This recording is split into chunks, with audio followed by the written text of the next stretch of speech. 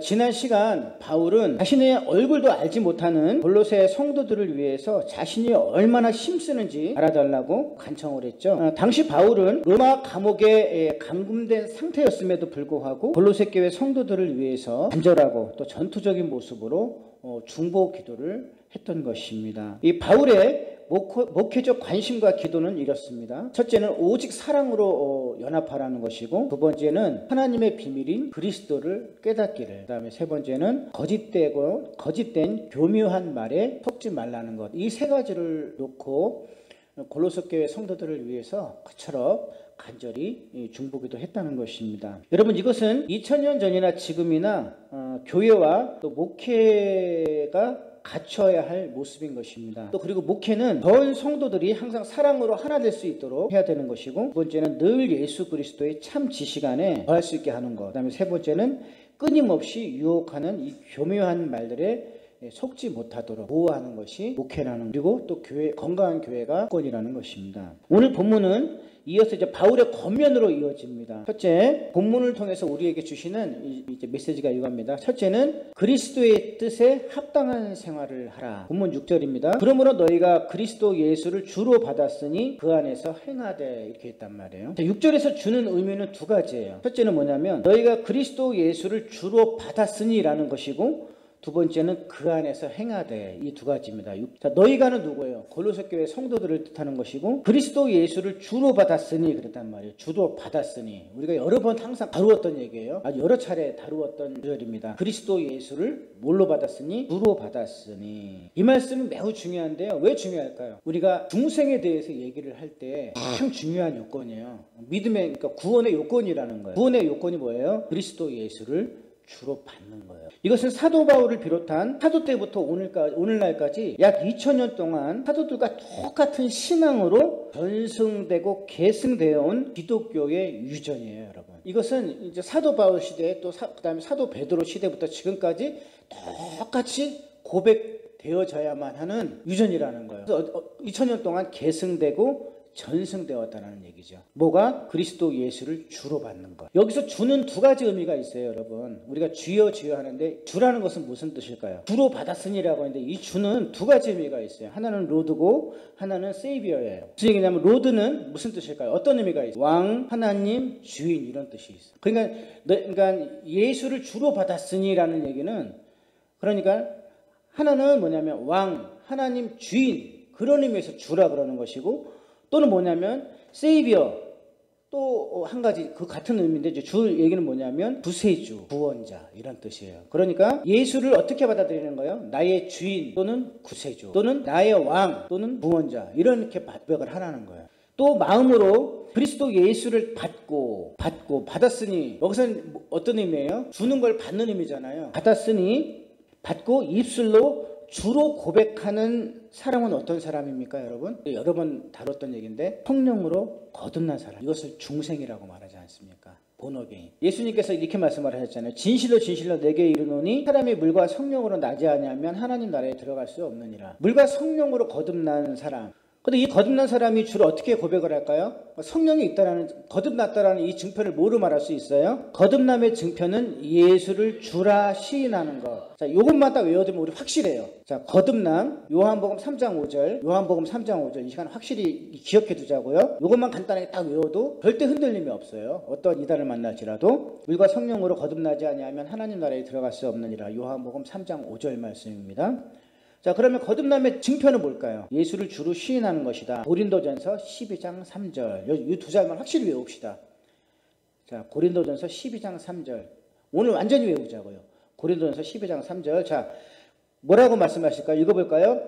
그러므로 내가 너희에게 아니노니 하나님의 영으로 말하는 자는 누구든지 예수를 저주할 자라 하지 아니하고 또 성령으로 아니하고는 누구든지 예수를 주시라 할 수 없느니라. 그러니까 예수를 주라고 시인하는 건데, 입술로 주라고 시인하는 것이 뭐예요? 성령으로 났다라는 뭐예요? 징표예요, 징표. 이것이 2000년 동안 우리들에게 계속 전승되고 계승되어 온 기독교의 유전이라고요. 그러니까 사도 바울이나 사도 베드로나 그들의 신앙과 지금 우리 신앙이 일치가 돼요. 똑같아요. 뭘까요? 예수를 주라고 시인하는 것. 이게 모든 기독교인들이 뭐 어느 나라에 있든지 어떤 언어를 사용하든지 그 다음에 어떤 지역 어느 곳에 있든지 간에 동일하게 나타나는 징표가 이거라는 거예요. 예수를 뭐라고 하더라? 주라고 하더라. 이게 표예요, 표. 만일에 예수를 주라고 하지 않는다면 그는 뭐예요? 이단이고, 그렇죠, 거짓된 자들이죠. 자, 사도행전 4장 12절을 볼까요? 이게 구원의 유일성이에요, 여러분. 사도행전 4장 12절 읽어볼까요? 다른 이로서는 구원을 받을 수 없나니 천하 사람 중에 구원을 받을 만한 다른 이름을 우리에게 주신 일이 없음이라 하였더라. 아멘. 구원의 조건은 누구예요? 오직 예수 그리스도. 오늘 너무너무 중요한 거 지금 우리 다루고 있어요. 거듭남의 증표. 오직 예수 그리스도라는 것, 입술로 주로 시인하는 것, 이게 성령으로 난 사람이라는 것. 그리고 오직 예수 외에는 구원이 없다라는 것, 성경은 지금 얘기하고 있어요. 그러니 예수를 말하지 않는 자라고 한다면 어떻게 될까요? 그는 이단이고 하나님의 영이 아닌 거죠. 그죠? 예수의 영이 아닌 거죠. 그 사람 속에는. 그러므로 너희가 그리스도 예수를 주로 받았으니 그 안에서 행하되. 자, 두 번째는 그 안에서 행하라는 얘기예요. 주로 받았으니 그 안에서 행하라는 거예요. 여기서 그 안에서 행하라는 말은 예수를 주로 고백하는 그 믿음 안에 굳게 서서 모든 미혹하는 것들을 뭐하라? 거부하라는 거예요. 거부하며 오직 그리스도의 뜻에 합당한 삶을 살라는 것입니다. 다시 말해서 어떤 유혹에도 그리스도를 떠나지 말고 그 안에서 머물러 달라, 이런 청유도 될 것 같아요. 어떤 유혹에도 흔들리거나 그리스도를 떠나지 말고 그 안에서 머물러 다오. 두 번째 권면이 있습니다. 함께 읽어볼까요? 그리스도 안에 뿌리를 박으라. 본문 7절입니다. 그 안에 뿌리를 박으며 세움을 받아 교훈을 받은 대로 믿음에 굳게 서서 감사함을 넘치게 하래요. 두 번째 우리에게 주시는 권면은 본문 7절은 6절에 대한 보다 세부적인 지침이에요. 무슨 얘기냐면 예수 그리스도 안에서 행하라 그랬단 말이에요. 그럼 어떻게 행하는지를 지금 7절에서 보다 구체적으로 지금 제시해 주고 있어요. 어떻게 행하라는 것일까요? 그 안에 예수 그리스도 안에 뿌리를 박으라는 거예요. 그리고 그 안에서 교훈을 받은 대로 믿음에 굳게 서서 감사를 넘치게 하라는 거예요. 다시 말하면 모든 미혹하는 것들을 뭐하라? 거부하며 오직 그리스도의 뜻에 합한 삶을 살기 위해서 반드시 해야 될 일이 뭐냐면 그리스도 안에 뿌리를 박는다는 얘기는 이미 우리가 예수를 주라고 시인했잖아요. 그 안에 지금 내가 뿌리를 내린 거예요. 완전히 박고 그 안에서 생활하며 자라가라는 거예요. 그러니까 생활하며 자라기 위해서는 뭘 해야 될까요? 미혹하는 모든 것들을 거부하라는 거예요. 거부해야만 내가 뿌리를 박은 상태에서 계속 세워질 수가 있는 거예요. 자라나갈 수 있는. 그렇지 않다면 신앙이 성장하거나 깊어질 수가 없겠죠. 그죠? 그리고 늘 흔들릴 거예요. 그걸 지금 말하고 있는 거예요. 마태복음 7장 23절을 볼까요? 그러므로 누구든지 나의 이 말을 듣고 행하는 자는 그 집을 반석 위에 지은 지혜로운 사람 같으리. 그러니까 뿌리를 박고 모든 미혹을 거부하고, 그러니까 내가 주님과의 관계에서 멀어지게끔 만드는, 내 신앙생활을 방해하게끔 만드는 모든 요소들을 거부하라는 거예요. 거부하고 행하라 그랬단 말이에요. 그 안에서 행하라 그랬단 말이에요. 근데 마태복음 7장 23절이 또 우리에게 보다 구체적인 지침을 주시는 거예요. 누구든지 나의 이 말을 듣고 행하는 자는, 예수 그리스도의 말을 듣고 행하는 자는 그 집을 반석 위에 흔들리지 않는다는 얘기죠. 지은 지혜로운 사람 같은. 즉 예수 그리스도와의 관계를 방해하는 모든 일과 모든 유혹은 단호하게 거절하고 오직 예수 그리스도를 내 인생의 주인이요 최우선으로 삼고 그분의 뜻을 지켜가는 생활을 하라는 것입니다.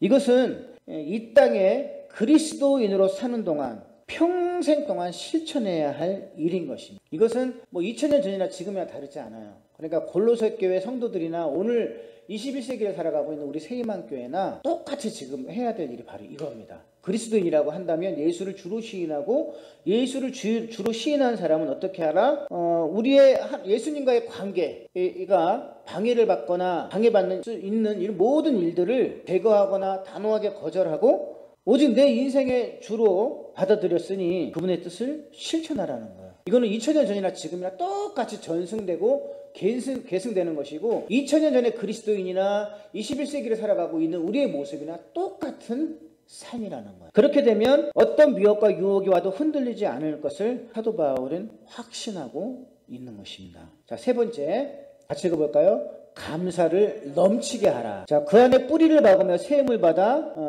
그랬단 말이에요. 교훈을 받은 대로 믿음에 굳게 서서, 그리고 마지막으로 감사함을 넘치게 하래요. 다시 말하면 바울은 항상 그의 서신에서 나타나는 이제 공통적인 것이 있는데, 뭐냐면 언제나 감사 생활을 하라는 것을 늘 반복적으로 얘기하고 있어요. 감사하래요.